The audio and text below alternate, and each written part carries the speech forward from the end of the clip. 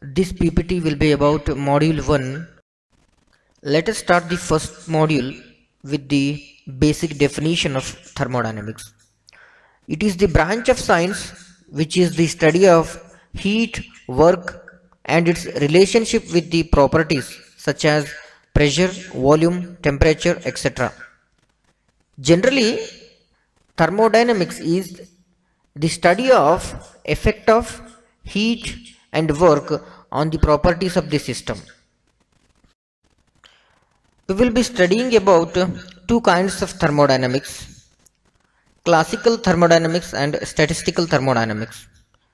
Classical thermodynamics is the study of matter in macroscopic approach is known as classical thermodynamics. The study of matter in microscopic approach is known as statistical thermodynamics. Let us have a discussion on different approaches for thermodynamics. We have two approaches for thermodynamics. One is macroscopic approach and another one is microscopic approach. The name itself will suggest that macroscopic means broader view or bigger view. Microscopic means smaller view. So let us go for the exact definition for macroscopic approach.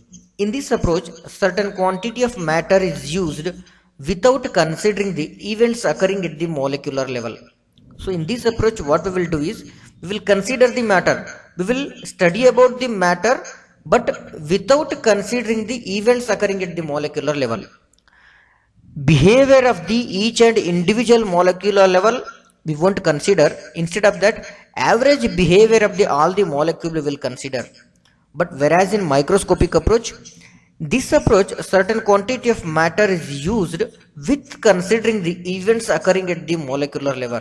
Here, in this case, while we talking about the matter, while studying about the matter, we have to consider the behavior of each and every molecule of the matter or system.